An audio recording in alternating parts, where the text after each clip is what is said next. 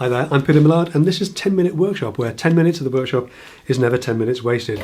In this week's workshop, we're literally in the workshop. It's that much requested workshop tour. I've tidied up specially and it's coming right up after the jingle.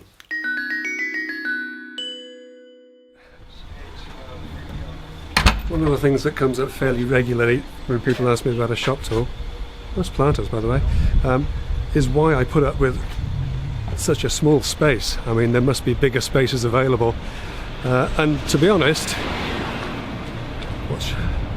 look both ways when I'm crossing the road. To be honest, it largely comes down to two simple things: cost and convenience. Hiya.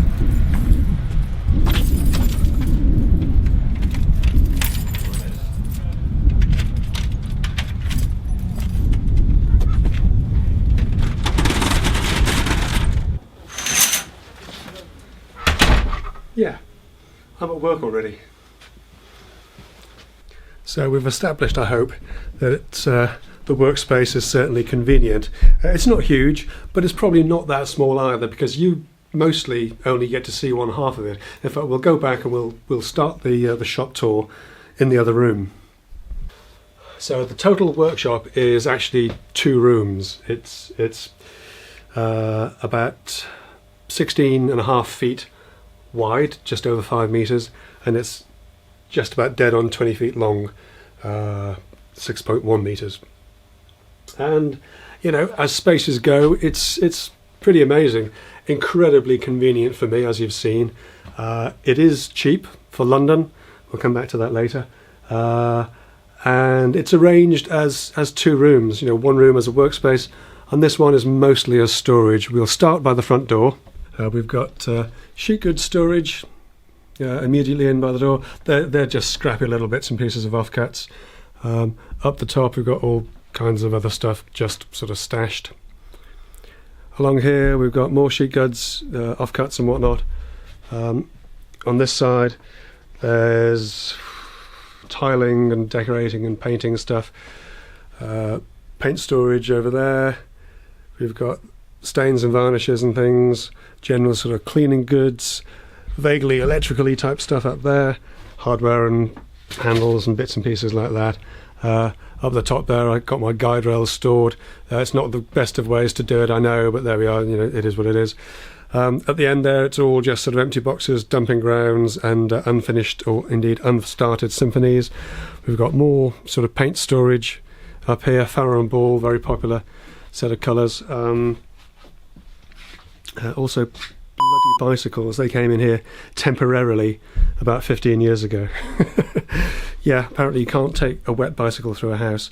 And also little compressor, great little thing. Now, one of the things that you do need to do if you've got a small workspace is you have to make each space multifunctional, or as multifunctional as possible. And what I'm going to do, I'm going to go through on each side and each end of the workshop and just talk you through what I've done in each of these areas that makes life a little bit easier for me. So we'll start on this side actually, with the longest run. So this side of the workshop is really dominated by this central feature, the Festool multi-function table. When I first had this space set up, I had a big sort of radial arm saw in here, an old DeWalt power shop which I bought from somebody locally, and it was just the worst thing I could have bought. It really was absolutely terrible. It's just, everything about it was bad. It was fine for crosscuts, but for 90% of the time it was just a big lump sat right in the middle of this run of workbench. Terrible, terrible, terrible thing.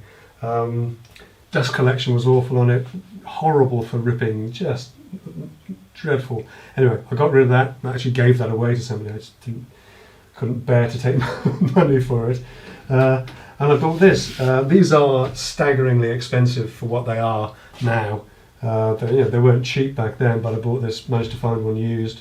This is the older style MFT 1080. Never gets taken out of the workshop. It is an absolutely static feature here. And it's set on a low shelf here so that it runs flush with the bench tops on either side.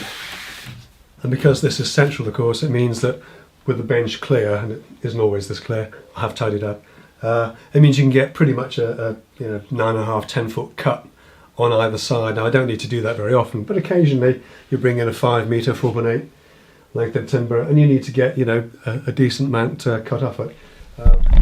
Down here under this bench, an old Festool CTL 22 litres of dust suckage in there, and that just sits right under there, and then that hose comes up through the bench and onto this little rig here. It's a direct connection then to the vacuum, and this gives me enough reach to go, pretty much wherever I want to go. It's quite a neat little system actually, and it is all down to this little arm here, and that's one of the. In my former career, I was a professional photographer, and when I closed my studio down, that's one of the things I kept. And I had it knocking around for ages, and then I thought, oh, I know what I can do. I can use that to use the hose. And it's fantastic for this sort of thing. It's a Manfrotto boom arm. Don't know what they cost. It seemed like a lot of money at the time, but they were well worth it. I had one of those either side of where I used to run my backgrounds, and they handled the lights. I had lights going up off the ceiling for those. So yeah. And then further around here on this shelf, I don't know if you can see that well enough. Let's zoom you in a bit.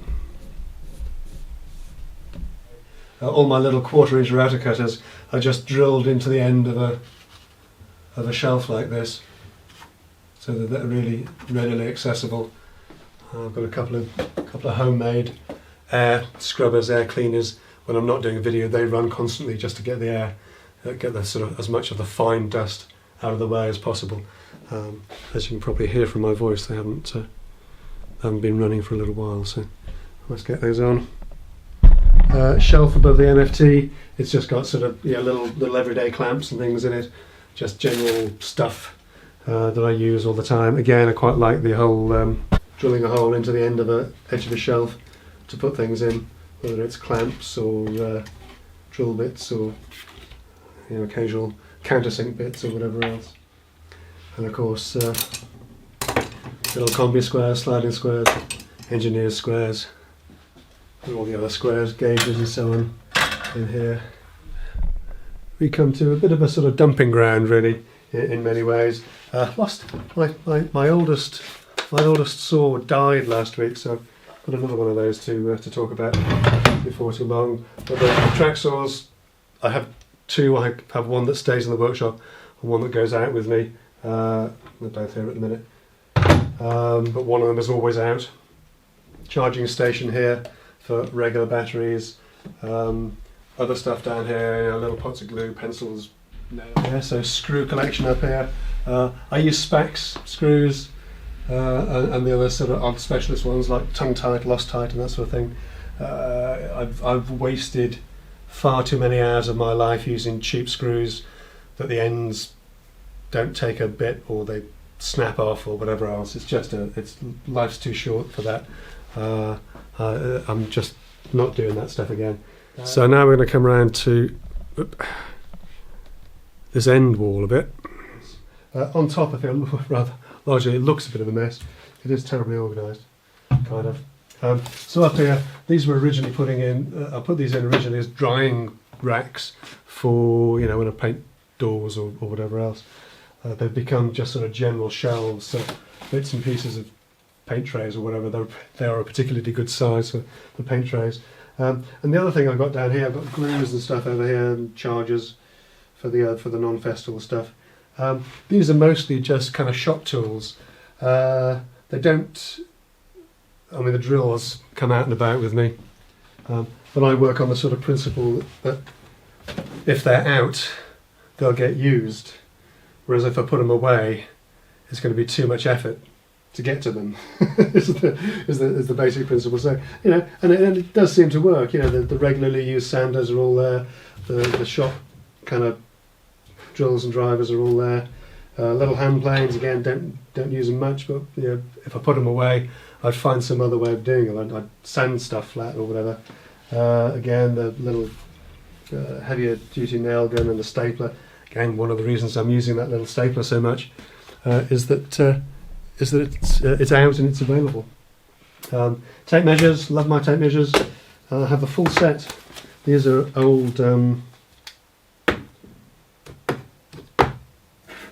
Where they tell me to tape measures. Yeah, thanks to my buddy in Sweden, Henrik, who sent me a full set of those. My favourite was the black one, but unfortunately I've lost the end of it, and I haven't been able to get somebody to make me another sprung steel end that's tempered. So it's not quite as accurate as it was, unfortunately. And over here we've got sort of general dumping ground for bits and pieces, really. I use paint kettles a lot because they're a really convenient sort of storage. I mix filler up in them. Since I've been doing this YouTube stuff, I've got sort of lots of little sort of camera bits stored in one of those as well to keep it reasonably dust free. I've got all kinds of little extra little odds and ends, lights here and there, and all these little clamps and things as well. And over here there's just general sort of storage for sandpaper and foam pads. Again, all this YouTube stuff, little sort of camera positions mounted up around the place. So down here at ground level, I have my Sustainer collection. Move that one out of the way. There's a new one. You won't see that yet. Basically, I moved all my tools into Sustainers, quite a few years ago, and it's a system that works incredibly well for me. This is my main sort of stack of tools. It has everything in there. It's got the entire, range of screws that I'm likely to need. And then I've got, because they roll around, if you're doing stuff, installs in people's houses or whatever, they're absolutely fantastic for that kind of thing.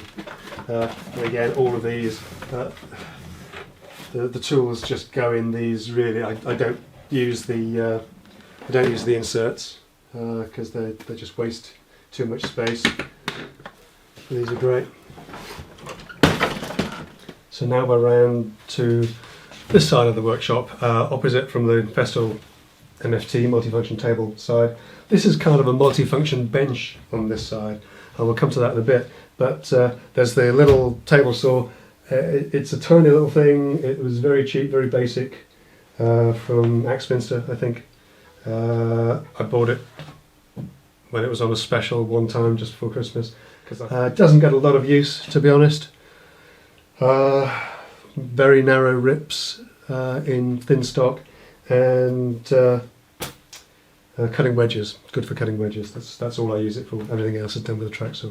When we look at the rest of the bench, in fact, functions as a sort of slight outfeed table for this bench top. All the benches are the same height, by the way, in case that wasn't clear.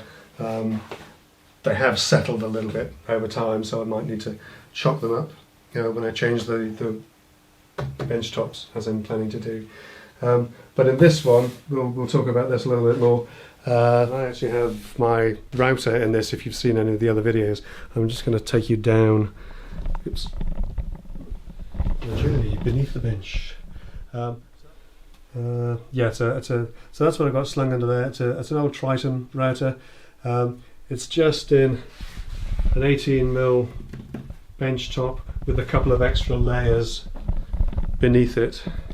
Not too bad. But the beauty of this is that if you need a router for anything, you just lift that up, pop in your bits,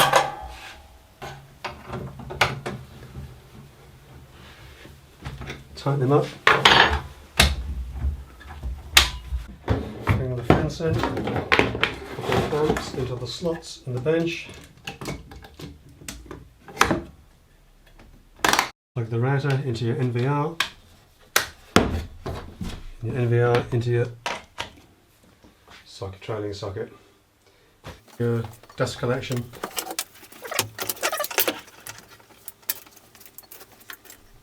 good to go. Now, in case it wasn't obvious earlier, by the way, the power takeoff in the Festool 22 vacuum that's under the MFT runs all the way around the workshop to these trailing sockets. Oop. So any of these trailing sockets, one there, there's actually one up here, but I tuck it out of the way because it gets in the way when I'm filming. This one, and there's one behind the capex as well, just there. Oops. There's one behind there as well.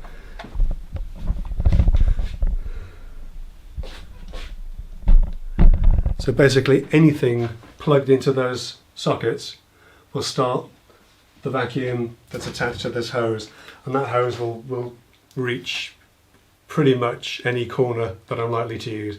It won't reach the capex, but that's got its own extractor. So it's a system that works pretty well for me, and it's the kind of thing you can really get away with in a small workshop like this. Yeah.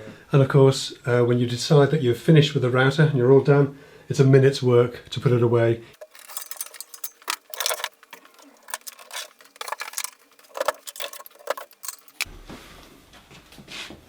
There you go. You've got a bench pack for doing whatever it is that you need to do on this bench. Talking of which, its other little party piece, I can buy the drill. This is held down just with a couple of screws.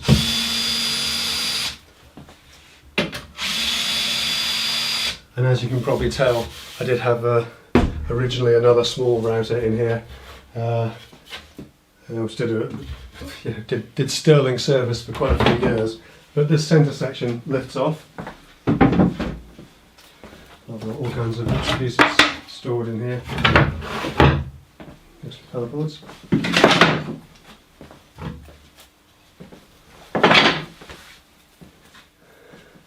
And into that space I can fit either my little drill press, it's a bit dusty, to be doing hinges for doors and things. The capex will go in there as well, and have the bed of the saw at the same level as the bench, as the bed of the drill is, and even my little saw will sit in there as well, because these are stepped in different ways. So multifunctional little centre to this bench, which means just the one bench will cover an awful lot of ground. You do need to be pretty organised with it. You've got to do all your routing while the router's set up, and you've got to do all your hinge drilling while the drill press is set up. But you can do it. You absolutely can do it in a small workshop. You just go. And again, of course, the beauty of this particular system is that put this back in, back to front, put that back in, a couple of screws, keep it in place, and that's it. So I don't think there's a huge amount more to show you here. Wall of clamps, obviously, all kinds of different types. Mostly cheap and cheerful ones, a few more expensive ones. The clamp spreader clamps cost a bit more. So moving on down to this end of the workshop, we've got our little bandsaw. Haven't quite figured out where to put it yet. It's not really in the right place there. It's sort of going to get in the way quite a lot. Oops, let's you down a little bit.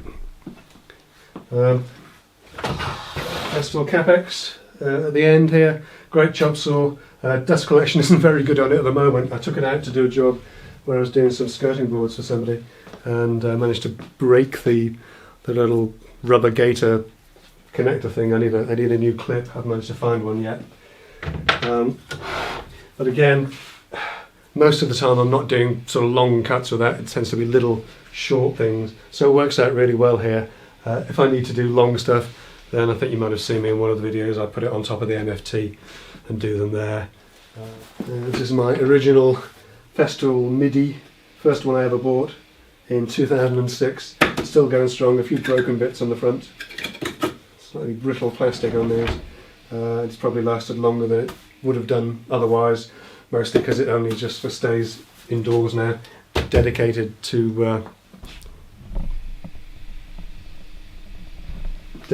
just the capex. Further up here, we've got the router fence, and we'll come back to that in a bit. Little storage bits and bobs for all kinds of things. Shelf pin, need to get some more of those. Again, more fittings and things. It's where I keep my laser. I don't use that very often. All the bits and bobs, kitchen-y type stuff. Again, I don't do an awful lot of kitchen work. And further along here, we've got the router shelf. 1, 2, 3, 4, 5, 6, 7, and there's another one somewhere else. I think I might be a bit over routed. I've got a couple of cheap little ones, to be honest, that I've had for a while that just aren't very good. A couple of trend ones. I've got an old Elu laminate trimmer, which and I've got my first ever router, an old sort of thing. I don't know why I keep it really, but you're kind of loath to get rid of it. So I think perhaps the only other thing that you might not have seen, or I did showed you in one video, I think, but I've got this extra little leg that folds up from the bench, because sometimes you need just a little bit more surface out here. These benches are only, I think they're 800 mil deep, don't remember what temperature it is. Fairly sure they're 800 deep, or maybe 850, and sometimes you just need a little bit more support if you're cutting something bigger than that. And of course, it spreads across the bench this way, so if not the same height, then something very similar. And under there's just sort of more storage boxes. But I think that's about it for the shop tour. It is only a small shop. There's nothing much to see. I hope you found it useful. I hope you found it interesting. You can pack quite a lot into a fairly small space as long as you're motivated to do that. And for me, certainly, the convenience of having it 10, 12 seconds away from where I live vastly outstrips the inconvenience. Great stuff. Really, really pleased that I've got this space. I can't imagine doing what I do working out of the back of a van. I'd need a much bigger van for a start. But it's a great space. I'm really pleased here. I'm really happy here. And I hope you've enjoyed this little walk around. If you have, give it a thumbs up, share it freely amongst your friends, and please do consider subscribing. Then you'll be notified whenever I post something new. But from this week in the workshop, literally in the workshop, I hope you enjoyed it, and I look forward to seeing you next time. Take care.